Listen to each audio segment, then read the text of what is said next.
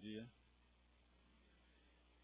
Quero convidá-los para a nossa tarde beneficente, no domingo, dia 18 de setembro, às 14 horas.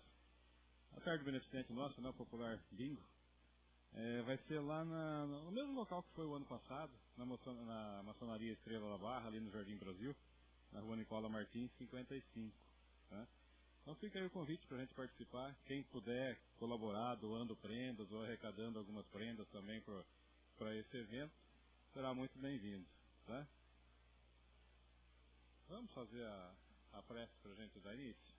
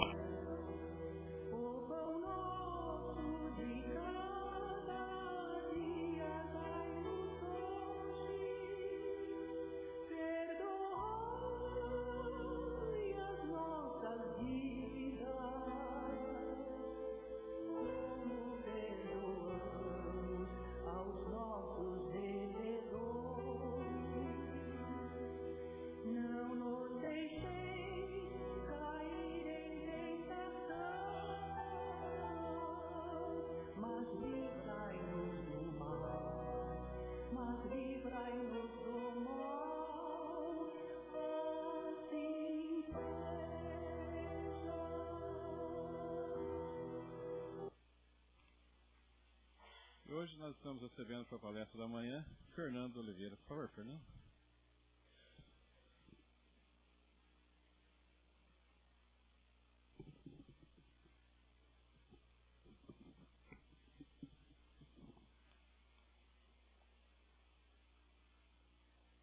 Bom dia a todos. É um prazer estar aqui novamente para juntos abordarmos um tema ligado à nossa doutrina.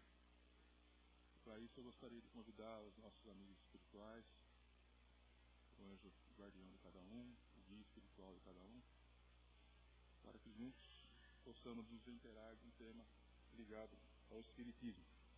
E o tema que eu trouxe para conversar com vocês esta manhã sobre a desencarnação, considerações sobre a morte. E é baseado em publicações de Bernadette de Freitas, do Raul Teixeira e do Richard Simonetti. A morte é a continuidade da vida. Se não existisse a morte, nós não teríamos a verdadeira noção da vida. Em verdade, o que existe é somente vida, seja ela no corpo físico ou fora dela. Para todos nós, encarnados, vai chegar o dia em que continuaremos vivos, mas sem a necessidade desse corpo físico que usamos hoje, né? Essa roupagem que a gente está usando enquanto encarnados aqui nesse planeta. Embora nós tenhamos certeza absoluta de que a morte do corpo físico é inevitável, ela vai vir mais dia, menos dia, é um assunto que muitos de nós não gostamos de conversar a respeito. Você não gosta muito de falar sobre a morte, principalmente a nossa, né? E quando a gente sabe que alguém faleceu, que alguém morreu, a gente não liga o nome à pessoa, a gente fica meio, a maioria fica meio, eu fico, não sei se vocês ficam, meio curioso a respeito. Nós perguntar, mas é filho de quem? Casado com quem? Trabalhava onde? Quando eu passo no cemitério, eu tento ler o nome que está na plaquinha. Quando está de cara, eu vou até meio devagarzinho lá. Se eu não consigo, dar uma olhada em quem está lá na frente, se é alguém conhecido, dá um jeito de perguntar.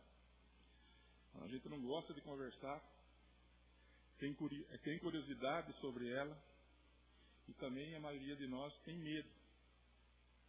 Tem muito medo da morte. E nós não queremos para nós, né? Mas nós temos que preparar o dia que ela vai chegar, porque mais dia, menos dia ela vem.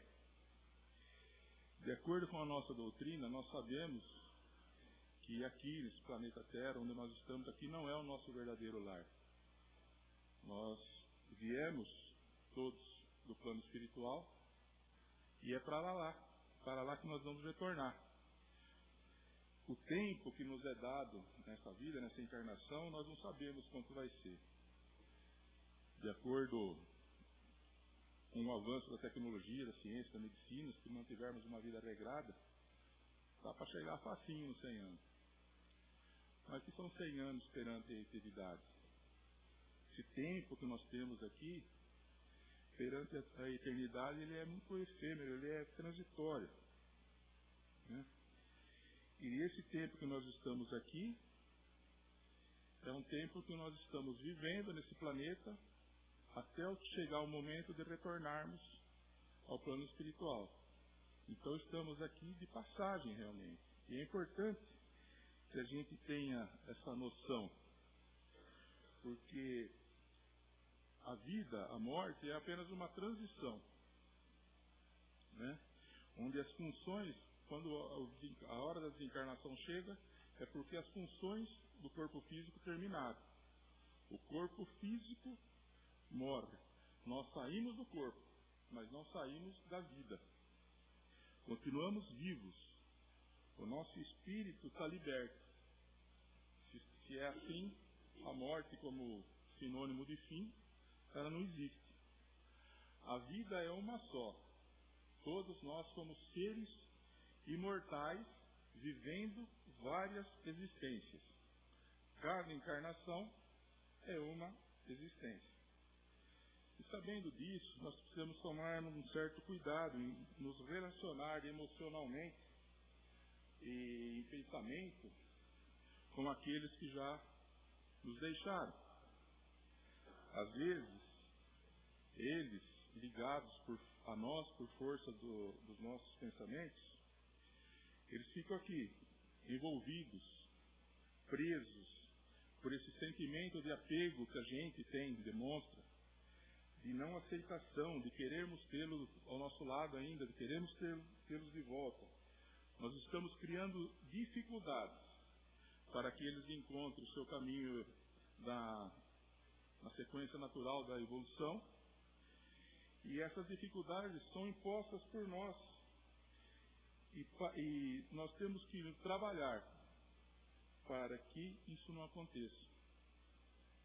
Quando alguém que nós conhecemos, que gostamos, que amamos, quando eles partem, é natural que a gente sofra.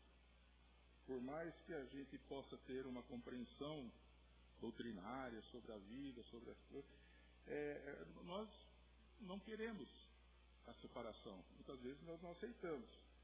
Mas nós não temos esse direito. Aquele que se foi está num lugar diferente, com pessoas diferentes, num momento diferente, num plano diferente. E nós continuamos aqui.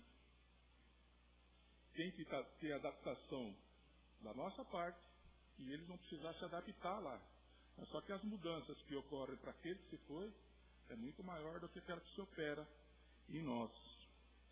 A adaptação é muito difícil, muito mais para eles do que para nós. E não podemos ser egoístas.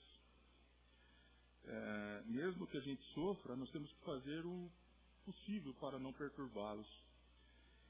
A nossa doutrina nos proporciona, nos dá a condição de termos o conhecimento de que estamos aqui de passagem. A base que ela nos fornece permite, fortalecidos por essa aprendizagem, por esse conhecimento, a nossa situação, as nossas reações diante daquele, em função da morte, diante daquele que partiu, e diante de nós mesmos e aqueles que ficaram junto de nós aqui, possam ser as mais adequadas possíveis, né? Nós estamos num planeta de expiação e prova. As provas são a necessidade de fazermos novos conhecimentos, aprendizados e fixar esses entendimentos. Porque vai chegar o dia que esses aprendizados vão ser cobrados da gente. Então, aquilo que nós aprendemos, nós vamos ter que demonstrar que entendemos esse aprendizado e que adquirimos o conhecimento. Já a expiação é o estágio onde se resgata as dívidas morais, acerta-se com as leis da consciência, paga-se os débitos contraídos pelas leis da vida.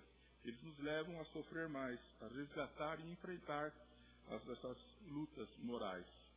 Então, essa nossa passagem aqui pelo planeta Terra pode ser que seja para nós uma escola ou um hospital. Somos todos instrumentos da vontade de Deus e colheremos os frutos das nossas ações no passado. Nós devemos nos adaptar e aceitar a vontade do Pai, pois nós sabemos que nenhuma folha cai da árvore se não for pela vontade dele. No Pai Nosso, a oração que Jesus nos ensinou, tem uma passagem, um argumento bastante incisivo, que diz lá: seja feita a sua vontade, assim na terra como nos céus. Jesus deixa claro que compete a Deus decidir o que é melhor para nós em todas as circunstâncias. Aqui nós vamos destacar a passagem de entes queridos. Se nós alimentarmos sentimento de desespero, conformismo, não adianta a gente ficar, a pessoa partiu, a gente vai rezar com esse sentimento todo. Nós vamos sair do santuário da prece muito mais perturbados e aflitos quando nós entramos.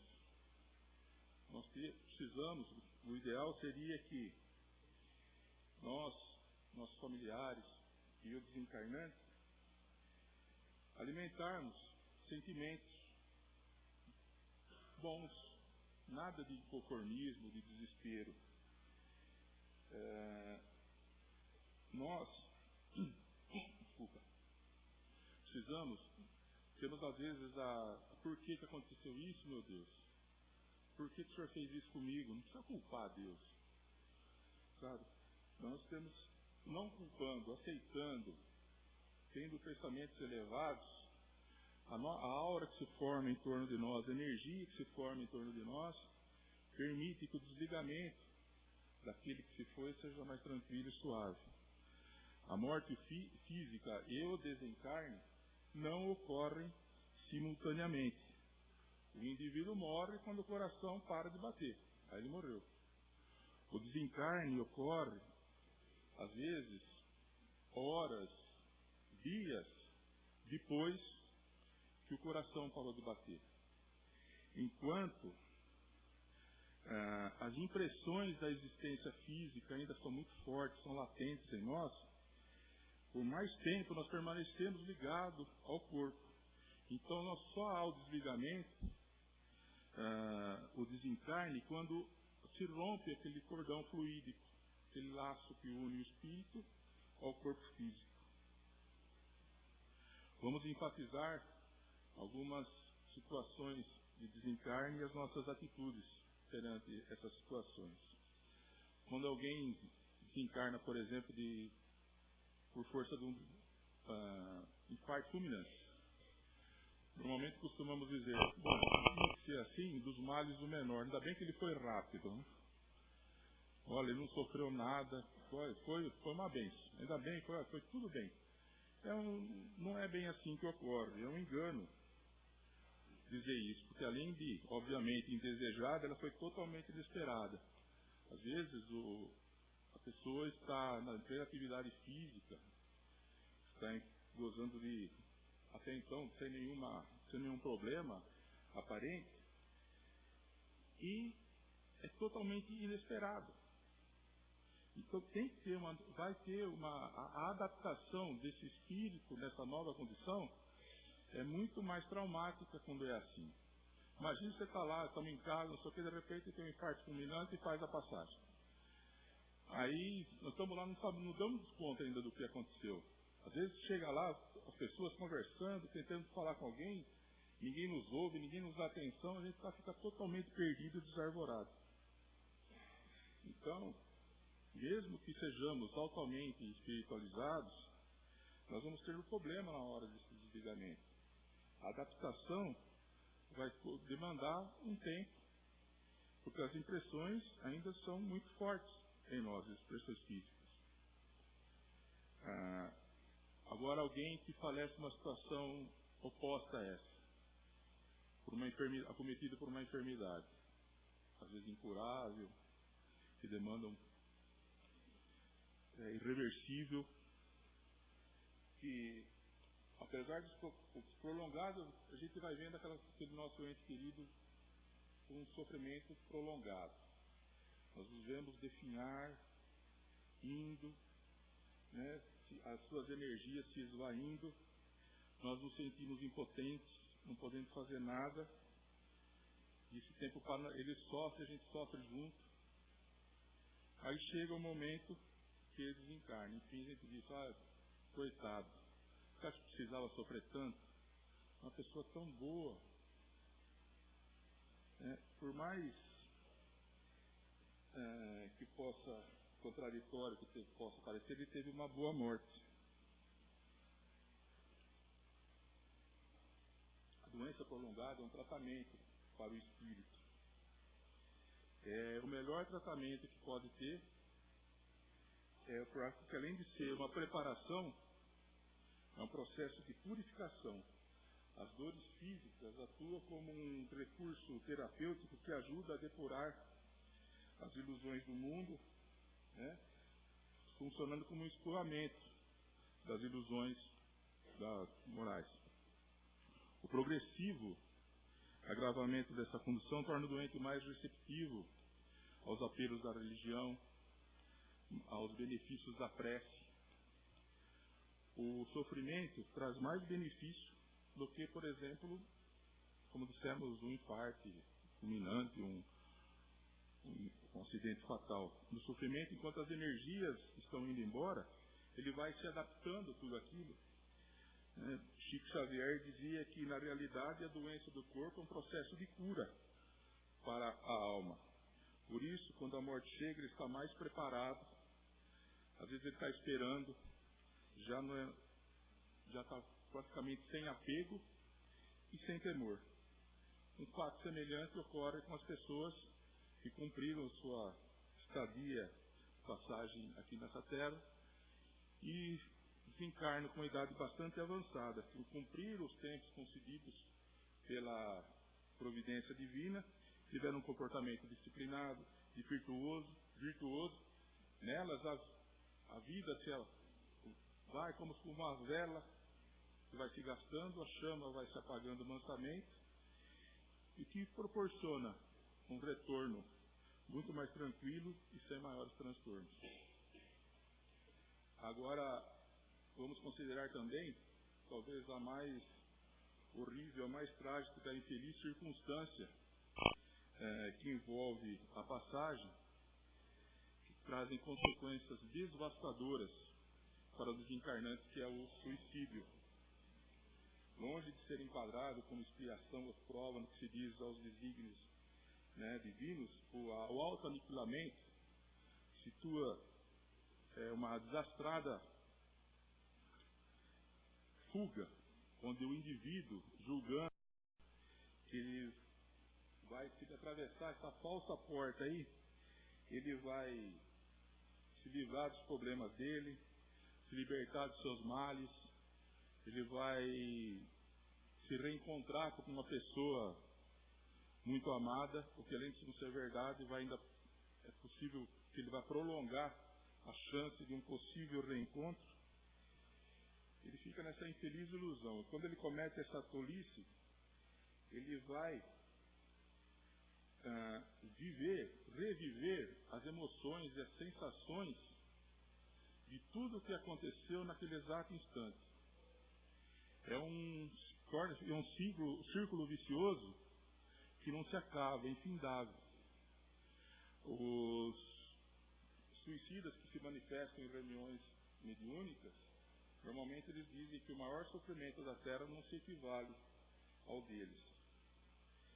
Eles são precipitados violentamente na espiritualidade, às vezes em boas condições físicas, então, e revivendo aquele ato insano por muito tempo.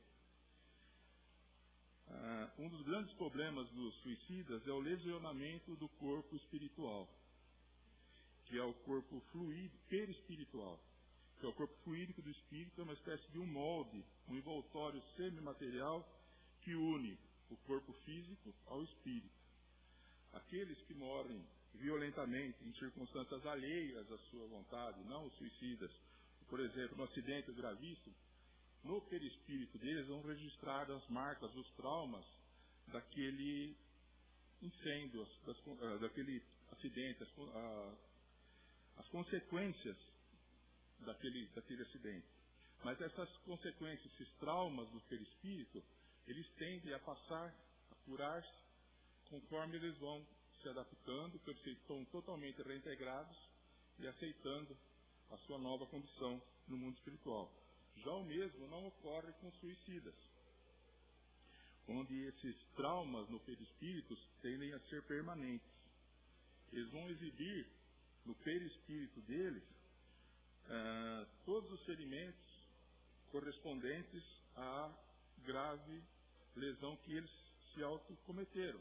Por exemplo, se eles se deram um tiro na cabeça, vai ter na região correspondente, ele vai ter uma grave lesão no perispírito. Se ele ingeriu veneno de rato, tomou soda cáustica, vai ter no perispírito, nesse trato do aparelho digestivo, todas as lesões das feridas correspondentes. Se ele se jogou debaixo de um trem, de uma carreta, vai apresentar vários traumas generalizados. Esses efeitos contribuem em grande parte para o agravamento do sofrimento da situação deles. Geralmente, exige um contato com uma nova estrutura carnal, fazendo com que se adiante a experiência reencarnatória nos suicidas, para que eles possam, enquanto encarnados, tendo esses reflexos daquele mal que eles se infligiram, eles vão aprender mais ou menos a suportar um pouquinho melhor e para voltar no plano espiritual e terminar de resgatar o mal que eles fizeram. Então, como ocorre em todos os casos de morte, né, o suicida vai experimentar um inevitável agravamento da sua condição, dos seus padecimentos, se os encarnados aqui mergulharem em desespero, em conformismo, às vezes por complexo de culpa. Você fala, se eu tivesse percebido, eu não sabia que podia chegar nesse ponto, se eu tivesse dado mais atenção para ele, se eu tivesse tido um pouco mais de cuidado, se eu pudesse procurar entendê-lo, é inútil fazer deduções desse tipo. Já aconteceu. O fato consumado não volta atrás. Né? É fundamental procurar manter o equilíbrio, tanto perante aquele tendo a serenidade necessária, tanto em relação àquele que partiu um suicida, ou colhido num acidente, ou com infarto, todos precisam de auxílio, que é indispensável reagir ao desespero cultivando a oração sincera, fraterna, sem a necessidade de repetições vãs e automáticas. A oração em favor deles é um bálsamo reconfortador, um alento para a alma, que faz um recurso eficaz que é capaz de reerguê-los. Vamos falar agora sobre resgates coletivos. Os resgates coletivos, tipo afogamento, terremoto, incêndio, a nossa doutrina demonstra que essas ocorrências são associadas a experiências evolutivas. Normalmente representam o resgate de dívidas kármicas contraídas através de violências. Quem fez atrocidades em grupo vai ter que resgatar o mal que fizeram. É a lei do karma, que age para que não fique nenhum pecado sem punição. Deus aproxima os devedores e no dia aprazado, no momento lá, ele vai reuni-los para o dito desencarne coletivo. Um exemplo clássico é o Gran Circus americano, que está instalado em Niterói, e no dia 17 de dezembro de 61, houve um grande incêndio lá. Haviam 3.000 pessoas lá dentro, e um indivíduo que ajudou na montagem do circo, ele foi demitido, prometeu vingança, e nesse dia 17 de dezembro de 61, a lona do circo era revestida de parafina. Faltando 20 minutos para terminar o espetáculo, ele tacou fogo na lona e em menos de 5 minutos consumiu tudo. Oficialmente foram 503 mortes, sendo que 70% delas foram de crianças. E Humberto de Campos, o irmão X, numa psicografia Chico Xavier, ele esclareceu que em Lyon, na França, tinha uma unidade do Império Romano lá para comemorar a chegada de um cabo de guerra que era muito querido do imperador. Então, como só jogar os cristãos nos leões lá não tinha muita graça, eles resolveram pôr numa arena, eles molharam a arena de resina, colocaram farpas de madeira embebida em óleo, colocaram lá dentro 1.000 pessoas, praticamente 1.000 pessoas, a maioria velhos, crianças e mulheres, colocaram uns cavalos lá dentro, aí tacaram fogo. Aí morreram tudo queimado, espetado, pisoteado, só para o deleite daquele povo infeliz lá. Então, aquele povo que organizou isso aí, que torceu para que tudo isso vibrou com que isso acontecesse, foi juntado nesse evento e foi isso que aconteceu. Isso é o resgate coletivo. Somente com o passar do tempo, as pessoas que desencarnaram dessa forma, as mágoas, as dores vão se amenizando. A vida vai tomando a sua normalidade. O desencarnado, nessa condição, ele não pode esperar tanto tempo assim. Eles estão perplexos, estão confusos, né? Eles têm a necessidade, enfrentam a dificuldade de adaptação. Porque o que agrava é, como disse antes, que repercute neles as ações e as emoções nossas, dos encarnados, dos familiares. Imagine alguém que faleceu num incêndio. Os familiares ficam pensando, meu Deus, como é que foi, como será que... E ele vai revivendo aquilo. Eles revivem tudo aquilo ininterruptamente. No livro Além da Vida, psicografado por Chico Xavier, o espírito de um jovem que desencarnou num acidente onde envolveram-se vários carros, veículos, e morreram 58 pessoas. Um jovem em particular que estava num dos ônibus, esse ônibus caiu num rio, e ele psicografou para Chico Xavier dizendo o seguinte: estou presente rogando à senhora que me ajude com sua paciência. Tenho sofrido mais com as suas lágrimas do que mesmo com a libertação do meu corpo. Isso, mamãe, porque a sua dor me prende à recordação de tudo que sucedeu. E quando a senhora começa a perguntar como teria sido o desastre, no silêncio do seu desespero, sinto-me de novo em asfixia. É evidente que não é possível nos primeiros dias, primeiros momentos da semana, termos tanta tranquilidade a ponto de achar que as coisas são tudo normais, que é tudo natural. Né? Por maior que seja a nossa compreensão, naquele momento para nós é difícil a gente supor que haja uma angústia maior. Então é indispensável que precisamos ter em mente serenidade, confiando em Deus, não só por nós, mas sobretudo sobre aqueles que partiram. Eles necessitam demais da nossa ajuda. Tem também o desencarne de crianças. O desencarne de crianças, mesmo em circunstâncias trágicas, ele é bem menos traumático, é muito mais tranquilo. Nessa fase, quando eles estão bem novinhos ainda, o espírito permanece como num estado de dormência. Ele vai se adaptando lentamente a experiência terrestre. Somente quando ele entra na adolescência, ele que está em plena posse das suas faculdades. Então, quando eles são novinhos, ainda são alheios às incertezas humanas, se isenta de envolvimento com vício, as paixões que comprometem a existência física e que poderiam dificultar um retorno mais equilibrado à vida espiritual. O problema maior é que se forma como se fosse uma teia de retenção, porque o desencarne de crianças causa uma comoção muito grande, até mesmo as pessoas que não fazem parte da família não sejam ligados a ela diretamente. Normalmente nós vemos a criança como um símbolo de pureza, de inocência, alegria da casa. Nós depois pensamos, imaginamos um belo futuro para ela, depositamos várias esperanças. Então, quem passou por isso, talvez possa avaliar, possa dizer melhor o sofrimento, a dor que causa. Não desejo para ninguém. Como é duro encarar a dor da separação de um filho, né?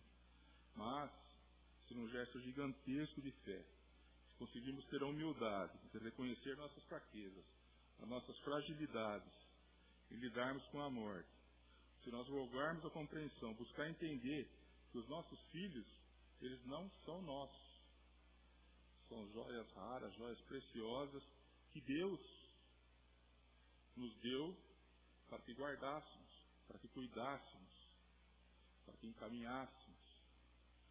Só que Deus é o Pai, é o verdadeiro dono dessas joias preciosas. Nós somos os fiéis depositários. Vai chegar um dia que Deus vai requisitar essas joias de volta. E pode ser que esse dia seja, a requisição seja antes. A existência deles vai cessar antes da nossa. Deus requisita antes de nós partirmos, né? Então, a dor que a gente tem deve ser insuportável. Mas nós temos que procurar manter o maior entendimento, porque nós precisamos pedir a Deus que nos dê força, serenidade, fé e esperança, e que acolha esses nossos filhos em seus braços. Para que isso, se a gente procurar conseguir ter essa serenidade, eles terão um retorno desse nosso filho amado à pátria espiritual, serão acolhidos, melhor acolhidos e amparados pela providência divina. É muito difícil, é muito,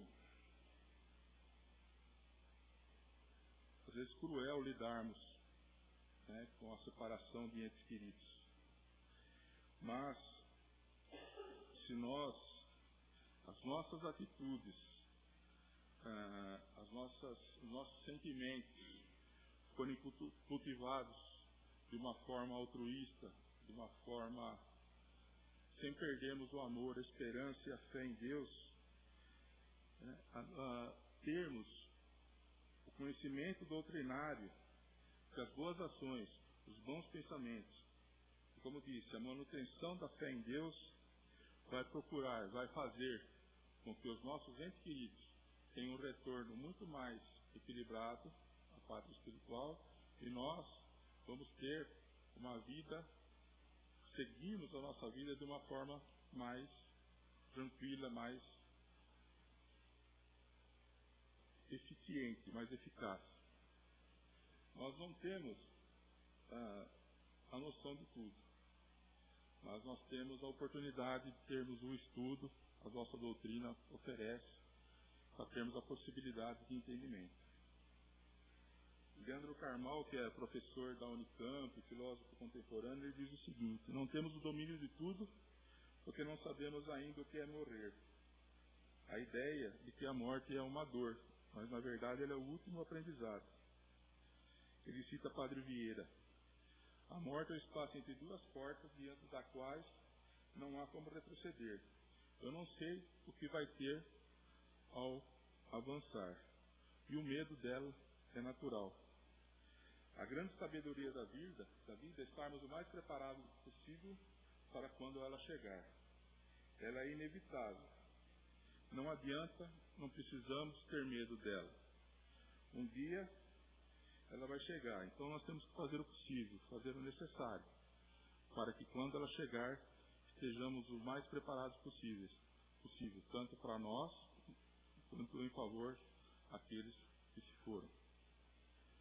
Era isso. Era esse assunto, esse tema que eu tinha para falar com vocês hoje. Espero, de alguma forma, que ele tenha sido de alguma utilidade. E convidar todos agora para se prepararem para a segunda parte dos trabalhos, que é o passe, onde os companheiros vão procurar, através da doação de fluidos, de energia, equilibrar os chakras, os plexos de cada um, favorecendo o corpo físico de cada um de vocês e, obviamente, beneficiando também o espírito de cada um. Desejo que, ao retornarem aos seus lares, todos estejam em paz, saúde e harmonia. Muito obrigado. Bom dia para todos.